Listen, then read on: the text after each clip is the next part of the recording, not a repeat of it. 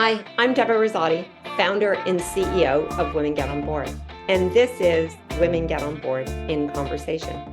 Our video series, our goal is to elevate and empower women on their board journey, to give them confidence and courage to lead and serve on corporate boards. Today, I am pleased to have Ivy Lumia, who is the CEO and founder of Best in Governance. And she is here today to talk to us about stakeholder engagement and the role of the board. But before we begin, I know, Ivy, you've just come back from Charlottetown, PEI, and you were at the Governance Professionals of Canada conference, and you were speaking on this very topic. Anything you'd like to share with us before we begin? Thanks so much for having Big today on this panel. You know that Women Get On Board is very near and dear to my heart, and we also seek to empower women in our organization and help women get on board one woman at a time, one board at a time. So thank you so much for having us today. And yes, just fresh off the plane from the Governance Professionals of Canada, their 25th governance annual conference, and I had the privilege and honor to speak on the Alliance Advisors sponsored panel on stakeholder engagement. And it was a great session. I've learned a lot from my peers on the panel, and very, very keen to continue the conversation about stakeholder engagement. So maybe let's just start off talking a little bit about yourself and the work you do at BIG.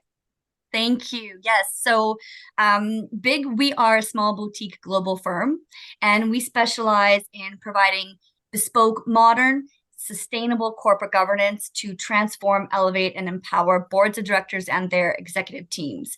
And two of the ways we do it, we like to think of it as the G in ESG and the G of ESG. And yes, there's two sides of the governance coin here. So what that basically means is the G in ESG, it's what traditionally you think of as governance, whether it's board composition, diversity, compensation, audit, risk, compliance, AI, privacy. So looking at all the traditional elements of governance, but now with a modern and sustainable lens.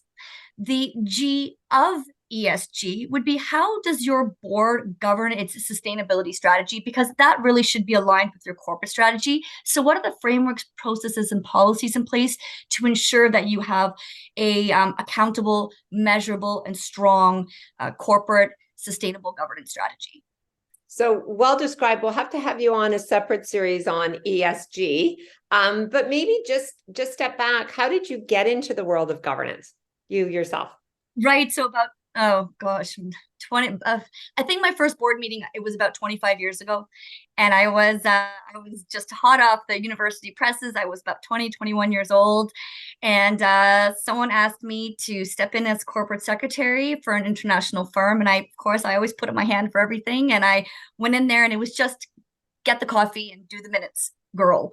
And I went into that meeting, and I didn't have a voice or a seat at the table, but I saw these really big brains in the room developing corporate strategy and really shaping the way that organization would move towards the future. And I thought, that's the room I want to be in. I want to learn from a macro perspective. I want to learn how this all works. And so I started my journey there, and it's been 25 years of moving through governance. And, then we saw the fall of the Wall Street darlings, the Enrons of the world, shine a spotlight on governance. And so that shifted governance. And so the role of the governance professional continued to elevate.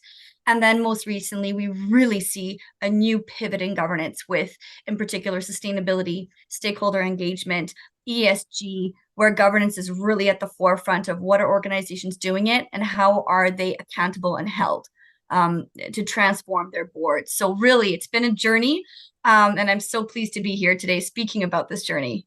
Well, thank you. I can see your passion, and I think we have an intersectionality, you and I, on passion for governance. So, and I love having conversations like today. So maybe what we'll do is we'll just turn it and direct our focus around stakeholder engagement, maybe kind of define what stakeholder engagement is, and then in a broader kind of lens or framework, what is the role of the board with respect to stakeholder engagement? So I'm going to turn that over to you. Absolutely. So stakeholder engagement can be seen as who are the groups in your organization that directly and even sometimes indirectly impact or have influence over your organization? They could be employees, the board, your customers, your supply chain, third-party suppliers, government, regulators, even communities. So really, it's all of the groups, all of the stakeholders, oh, and of course, shareholders, of course, there's one of them as well. All of these groups who contribute, impact, and influence your organization in one way. And when you're thinking about stakeholder engagement, from a board's perspective, it's incredibly critical that the board's addressing stakeholder engagement. As you know, Deborah, one of the most important things that a board of directors does is build a corporate strategy. And we firmly believe that corporate strategy should be aligned with your risk management framework and your sustainability strategy. So at the core of your risk management framework and your sustainability strategy, you're looking around the room, looking at all the risks that would impact your organization. And that really shapes up your corporate strategy. But when you're thinking about what are the risks that your stakeholders are facing, what are their critical priorities, what are their burning platforms, chances are their risks are your risks as well. So it's not enough anymore to be on your own island. It really is an ecosystem. And we're seeing more. I like that you use the ecosystem because it's broader. And, you know, when you've watched the journey of governance, it really started with sort of, you have to be accountable to your shareholders, right? And we know that that has broadened to stakeholders at large, and stakeholders at large have a huge impact on, you know, how you do things from a governance perspective, as you know. Absolutely. And we're seeing the shift that it always traditionally always just the focus on shareholders and how to impact those share prices and so forth. And that's really sometimes the only voice at the table. But now as we see a move to sustainability, we're seeing that it's all stakeholders have a voice and their critical priorities definitely impact the organization. And we're seeing trends not just moving away.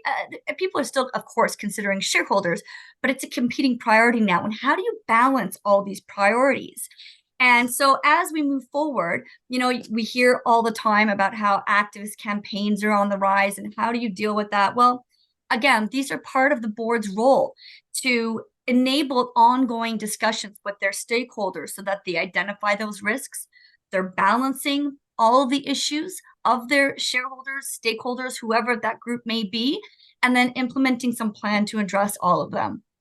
So can I just pause for a minute? Because I'm dealing with a matter right now that applies to my profession, which is being a CPA. And it's member-based, and there's a federal and there's a provincial. And the members are huge stakeholders, right? So however, any governing issues or changes, the members are a huge stakeholder. And it is so critical to have that input from the members because they are a critical part of your stakeholders. This is a matter that's very current. And I just sat on a member consultation yesterday, and that input from your members as an example. So from a board perspective, you want to know what your stakeholders are thinking, right? Of course, and you want to be prepared to address those issues and their priorities. And so as you go through the exercises, I mean, some tactical things the board can do. You know, we're seeing trends like, for example, they're shifting their board agendas. So we're seeing agendas are always putting stakeholder engagements on their board agendas, whether it's an update, whether it's reviewing public materials. So to ensure that there's a lot of transparency here regarding disclosure, even how you're, you know, voting, what your management information circular and your proxy look like. Is it all legalese? And what about your corporate strategy? Is it green and blue washing? So we're seeing this trend of stakeholder engagement on the agendas, but even more so, we're seeing a new trend of boards inviting stakeholders in. And I know to some of the FIs that might be cringing right now when they're thinking of like perhaps like the regulators and so forth, invite them in. Because I think it's critical when you close the door to engagement and close the door to discussions, you're not going to build credibility. You're not going to build relationships and trust and transparency. And so open the doors. And one more trend we're seeing is a new board committee on the rise. And big right now, we're developing a really large research paper on the evolution and the future of board committees. And one new board committee we're seeing on the horizon is a stakeholder committee, because as we've established, if the board is building a corporate strategy aligned with the risk management framework and sustainability strategy, and we know that at the core of that are stakeholder risks and issues, then it's to the boards, it behooves the board to have a board committee that's stakeholders. I love that you like modern governance. It's about evolution and change and being progressive. And so of recent, what I like that you're saying, it's a stakeholder committee, where some people are thinking about, is it an ESG committee? Is it a sustainability? So I just read recently, one of the ones that there's a trend going on, and I'm not sure if you're familiar with that, is instead of calling it a compensation committee, there's a big trend to be calling it a human talent, right? Talent and human capital, and evolving because it's so complex. And so when you're thinking about, so what we did 10 or 15 years ago, we need to have that journey. So I'm really glad that you have that lens and you're working and you're putting out a framework to say, hey, here's what the, governance is evolving, and here are some of the committees that are forming, because people, sometimes just easier to stay status quo.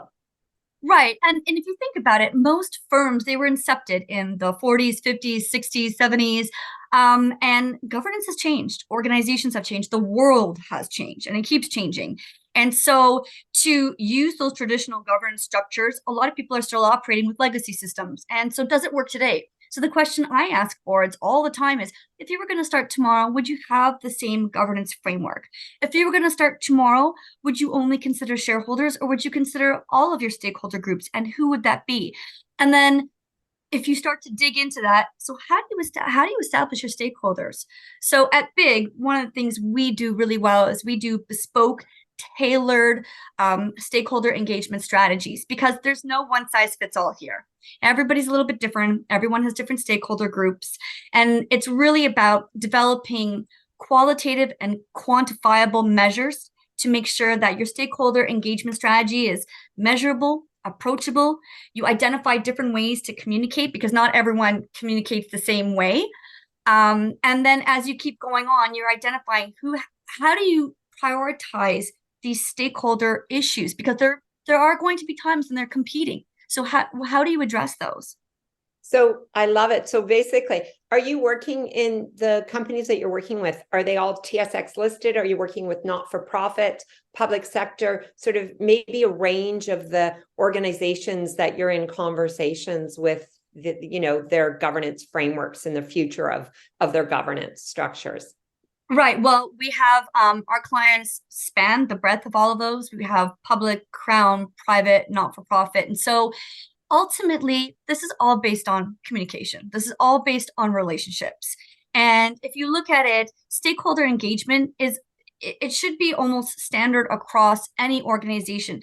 With those pubcos, with the TSX-listed organizations, they have certain disclosure requirements for sure. And we're seeing more and more activist campaigns. And so to those people, I would say, understand why people are interested in your organization, and that will help you determine what your plan is to address what their issues are, what their priorities are. But for everybody else, and including the TSX, it's not just a once a year engagement. It's not, and to those TSX companies, it's not just, hey, here's an invitation to our AGM right before it happens. It's all day, every day, all year round. It's two-way street also. So as you're having those conversations, it's not just about the opportunity to tell your story, but it's also an opportunity to build those relationships and then tell the bad as well, because those are the lessons learned. And that proves that you're transparent. We're like, yes, we know this was an oops. We know that, we didn't handle this the way we should, but these are the actions we are taking to address it for the good. And we've heard what you've had to say, and this is how we're putting it back to you. What do you think? And again, it's a two-way street with ongoing communication. Ivy, you work with a lot of companies, which is very exciting. But who typically engages you to do a stakeholder, framework, sustainability? Who typically inside an organization from a management perspective would you be working with? Well, we work with all of the board, the chairs, the executive management team. But you raise a good question as to who actually owns, manages the stakeholder engagement strategy within the organization. And this is still kind of a to be continued discussion. We're seeing some of the stakeholder engagement lies with the governance professionals office. So because they're directly working with the executive management and the board, they might take an active role. Sometimes it's the communications department because they're actively communications and obviously investor relations department. So investor relations has really grown and evolved since just dealing with shareholders. It could definitely also be the sustainability. If there's a chief sustainability officer, that person will certainly have a key role in developing stakeholder engagement. So the jury's still out on this one. It's a little bit of everybody, but all I would say to this is ultimately someone needs to manage it and someone needs to own it and be accountable for it. Because what we do see in organizations is they say, okay, you go and talk to this group, you go and talk to this group. There's no cohesiveness. And this needs to be a disciplined, scheduled, measurable, accountable, transparent, systematic approach to engaging with your stakeholders. And again, no one size fits all. And it's constantly evolving. And how are we going to communicate with this person this way? And how are we going to? So it really needs to be owned by someone, and there needs to be a disciplined process involved in it.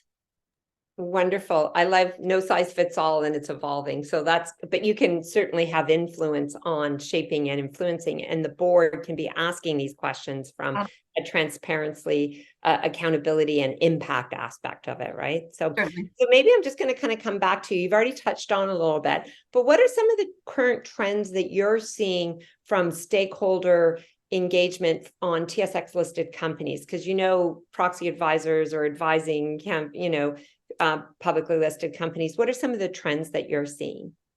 So we all know that disclosures are on the rise. So how are we addressing those disclosures and making sure that our materials are really transparent and concise, that there's no green and blue washing, that there's no risk, there's measurement and ownership on all the materials. We're seeing something called a governance ethos. And a lot of these organizations are putting together a board approved public document where this addresses the principles of their governance, how they're addressing stakeholder engagement, and everything that is critical to their organization. And so sometimes there are some organizations who they might not have these regulatory requirements in place. So to those people, it's really important to develop this governance ethos because it speaks to, yes, we recognize that national instrument so-and-so is in place and OSFI's regulations are here. However, we're approaching it in this way. And then I would say further to that is and this is something that I'm a champion, it's the if not, why not? And that is a really key point of your governance ethos, of your sustainability strategy, your corporate, any kind of strategy that you have, and especially your stakeholder engagement. So if you are not pursuing something, if you have not prioritized one of your stakeholders' key issues, why not? And then have some measure in place or action in place to address it in some way. So you're still recognizing that that is a stakeholder priority and you have a plan. And perhaps it's not aligned with your financial performance objectives. Perhaps it is competing with something else. Perhaps it's competing with an intangible or tangible performance objective. But if you speak to it and you publish it right up front, then you're going to be better off for it. So one example that I think of that we're all very familiar with is comply and explain. So we know there's a goal to get more diversity on boards. Yes. But if you're not complying, i.e. a certain percentage, there's then explain. So would that be an example of something from a stakeholder coming from many different places saying, hey, if you don't have that diversity on your board, why not? And what are you doing about it? Absolutely, because you're getting the opportunity to tell your story. Otherwise, someone's going to be telling your story for you, and they're going to be coming up front and being more active. And if you don't have that communication, like that's the first step. They're going to be searching on your website. They're going to be searching social media, trying to figure it out. And in the absence of those materials, they're going to tell your story for you. And so it's really important to make sure you get out ahead of it and own it. If you have a story to tell, the good, the bad, and the ugly, address those priorities. And so absolutely, I think it's comply and explain. So we could continue this conversation forever over a glass of wine, Yes. over lunch, which we have. But maybe what we can do, because I want to kind of wrap us up today. Maybe what would be your key takeaways that you'd want our listeners or audience to think about? And then where can they learn more about you? Sure. I think the two main things I'd like to leave with would be make sure that you have a balanced approach. And what I mean by that is, I am going to do the octopus. I said I wasn't going to do it, but I'm going to do the octopus. So I picture your board or your corporate strategy or your organization as the body of the octopus. And the octopus has all these arms. Each arm is a stakeholder.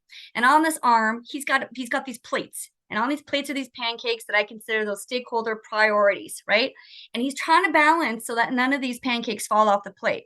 It's a balanced, disciplined approach to making sure that your stakeholders are heard, they have a seat at the table, that you're including that in whatever issues. Because going back to our first question, it's whatever risks they have, chances are they're going to be a risk for you as well. And that is key to building a really solid corporate and sustainable strategy. And the other thing I'd like to mention is transparency. It has never been more important, to be transparent in this world. There's social media, there's websites, AI is such a new thing. People are building things for you. You don't even know what's real anymore. It is so important to be transparent and make sure that you are telling your story in the right way and that there is no green and blue washing, because you're going to get into trouble for it. So make sure that you're transparent, and that will absolutely help build relationships. So my sum up before I ask you where they can learn more about you is, I love the visual on the octopus. That is such a great visual to say you got different stakeholders with different priorities, and think about the pancakes. And I'm now going to go away with that mental And image. you're going to do the dance. And as you do it, you got to be transparent in everything that you do. I think that's my takeaway. So Ivy, where can people look for you, learn more about the work you do? Sure, we can be reached at www.bestingovernance.com, and you can always connect with us on LinkedIn and social media. Great. And that's it for Women Get on Board, our edition. Ivy, thank you so much for joining us today and sharing your insights and your passions. I learned from you, very excited to have you on our Women Get on Board and sharing it with our community. So if you want to find out more about Women Get on Board, we're 850 members strong. Check out womengetonboard.ca.